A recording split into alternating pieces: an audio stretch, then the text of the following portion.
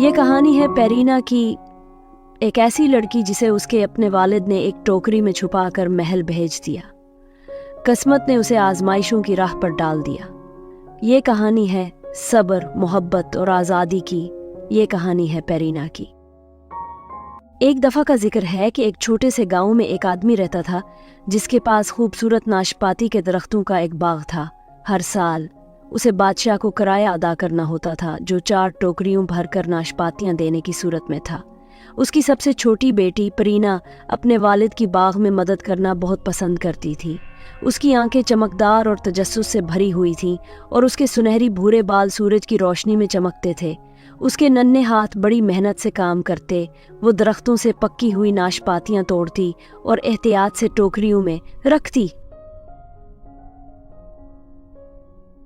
مگر اس سال درختوں نے صرف 3.5 ٹوکریاں ناشپاتیاں دی۔ باپ کا دل فکر سے بوجھل ہو گیا کیونکہ وہ جانتا تھا کہ بادشاہ کی شرائط سخت تھی۔ مایوسی کے عالم میں اس نے ایک دل دہلا دینے والا فیصلہ کیا۔ اس نے پیرینا کو آخری ٹوکری میں بٹھا دیا اور اسے ناشپاتیوں سے ڈھانپ دیا تاکہ ٹوکری بھری ہوئی نظر آئے۔ جب نوکر ٹوکریوں کو محل لے کر جا رہے تھے، پیرینا ناشپاتیوں کے نیچے سے چھپ کر جھانکتی رہی۔ وہ خوفزدہ تھی کیونکہ وہ پہلے کبھی اپنے والدین سے دور نہیں ہوئی تھی۔ جب ٹوکریوں کو کھولا گیا تو محل کے نوکروں نے اسے دیکھ کر حیرت سے سانسیں روک لیں۔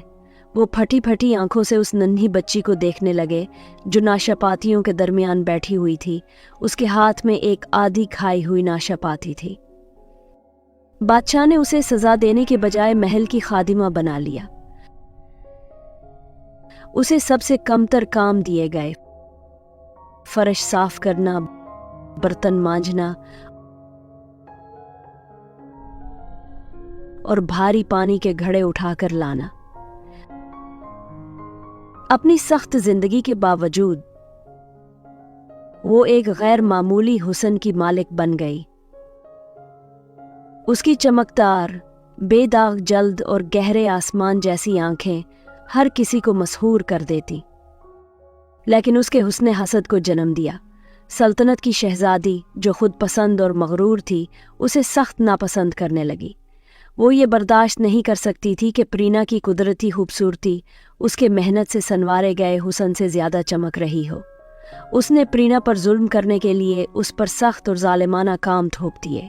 وہ اپنے تمام کپڑے دھونے کے لیے پیرینا کو قریبی ندی پر بھیجتی۔ پیرینا دل و جان سے کپڑے دھوتی اور اس کی دلکشی ندی کو اور بھی حسین بنا دیتی۔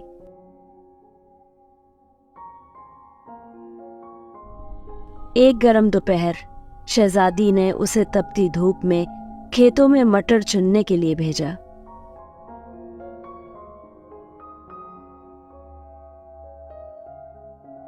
کام کے دوران پیرینا نے اچانک اپنے ماں باپ کو دیکھا جو وہاں پھل بیچنے آئے تھے۔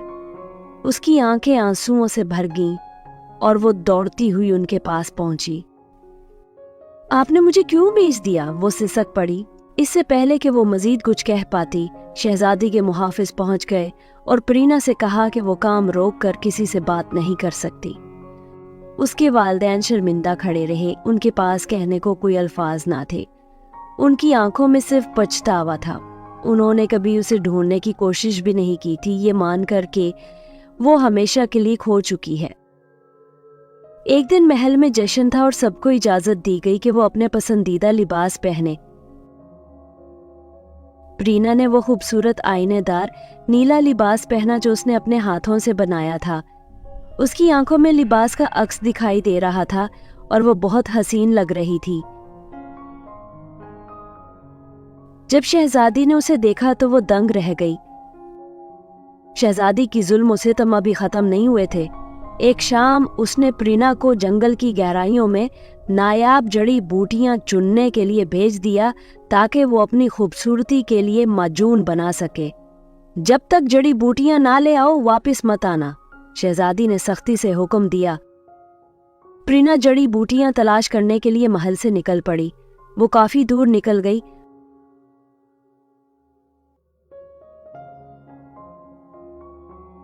مختلف پتوں اور جڑوں کو چنتی رہی، لیکن جیسے ہی سورج غروب ہوا اسے احساس ہوا کہ وہ راستہ بھٹک چکی ہے۔ جیسے جیسے رات گہری ہوتی گئی اس کے دل میں خوف گھر کرنے لگا۔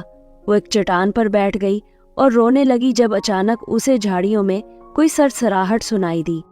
दरख्तों के दरमियान से एक हसीन हिरन नमूदार हुआ जिसकी टांग जख्मी थी। उसकी बड़ी उदास आंखें प्रीना की नजरों से मिले। अपनी परेशानी को भुलाते हुए प्रीना घुटनों के बल बैठी और अपने लिबास का टुकड़ा फाड़कर हिरन के जख्म पर बांध दिया। हिरन ने शुक्रगुजारी के अंदाज में उसके हाथ को नरमी से छुआ और फिर सर हिलाकर उसे अपने पीछे आने का इशारा किया। हिरन ने उसे एक छुपी हुई वादी में पहुंचाया जहां एक छोटा सा कॉटेज खड़ा था। उसके चारों तरफ जंगली फूल थे और दरख्त रस भरे फलों से लदे हुए थे। खिड़कियों पर बेलें लिपटी हुई थीं और रास्ते के किनारे जुड़ी बूटियां कुदरती तौर पर उगी हुई थीं। ये अमन सुकून की जगह थी जहां जुल्म सितम का साया तक न था।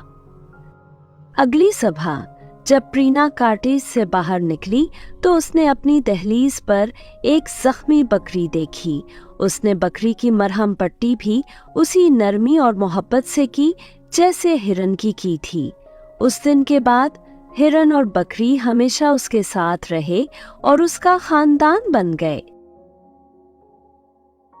पेरीना ने अपनी झोंपड़ी के सामने एक बागीचा बनाया जहां हरी भरी सब्जियां और मीठे फल उगते थे। वो छोटी छोटी खुशियों में मुस्कुराती थी। मट्टी को हाथों में महसूस करना, जड़ी बूटियों की खुशबू सूंघना और अपने जानवरों के साथ वक्त गुजारना। पेरीना के खूबसूरत बाग में उसके हाथों से उगाई गई बंद गोभी के सरसब्जो शादाब पत्ते ताज़ा शबनम से चमक रहे थे। वो हर सुबह नरम मिट्टी पर नंगे पांव चलती, धीरे से सब्जियां तोड़ती। उसकी उंगलियां नरमी से पत्तों को छूती, गोया जमीन के साथ एक मोहब्बत का रिश्ता कायम हो चुका था। वो अपनी सब्जियों से मजेदार सूप बनाती जिसमें खालिस जायके बसते थे। एक चांदनी रात एक थका मांदा मुसाफिर उसकी झोंपड़ी तक आन पहुंचा। वो एक शहजादा था जो जंगल में रास्ता भटक चुका था और भूख से निढाल था। उसने झोंपड़ी की खिड़की से रोशनी झलमिलाते और चिमनी से धुआं उठते देखा। जैसे ही वो करीब पहुंचा, हिरन उसके सामने आ खड़ा हुआ जैसे उसकी नीयत जांच रहा हो। फिर हिरन उसे दरवाजे तक ले आया। बकरी ने इसे एक प्याला गरम खुशबूदार गोभी और गाजर का सूप का पेश किया। शहजादे ने पहला घूंट लिया और हैरत से सोचा कि उसने आज तक ऐसा लजीज सूप नहीं चखा। ये किसने बनाया? हिरन ने उसे पेरीना तक पहुंचाया। वो किसी और दुनिया की लगती थी, ना सिर्फ हसीन बल्कि सरापा नरमी, मेहरबानी और खुददारी। वो दोनों नाशपाती के दरख्त के नीचे बैठे और पेरीना ने उसे अपनी कहानी सुनाई। बाप की बेरहमी, शहजादी के जुल्म और इस जंगल में मिलने वाले सुकून की।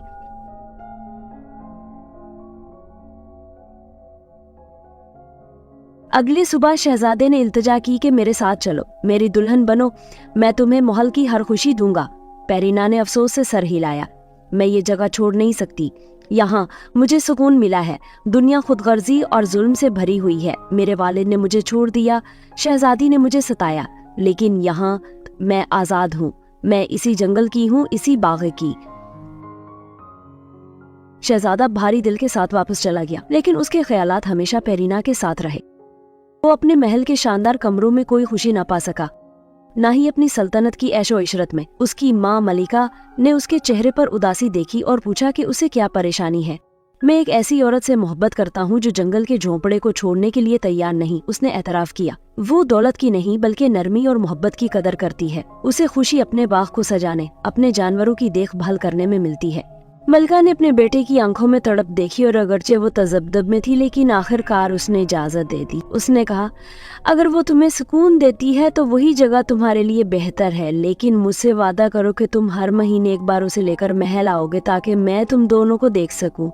शहजादा एक लम्हा ज़ाय किए बगैर दोबारा जंगल की तरफ रवाना हुआ, जहाँ पेरीना ने उसे हैरत से देखा। तुम वापस आ गए? इसने धीमे लहजे में कहा। तुम्हारे लिए, शहजादे ने जवाब दिया। अगर तुम मेरे दुनिया में नहीं आ सकती तो मैं तुम्हारी दुनिया में रहूंगा। और यूं शहजादे ने अपनी दौलत और तख्त को छोड़ दिया, एक सादा मगर मोहब्बत भरी जिंदगी का इंतखाब किया। उसने जमीन जूतनी सीखी, बीज बोना, लकड़ियां काटना, ابتدا میں وہ مشکلات کا شکار ہوا، لیکن پیرینا نے صبر اور مسکراہٹ کے ساتھ اسے سب کچھ سکھایا۔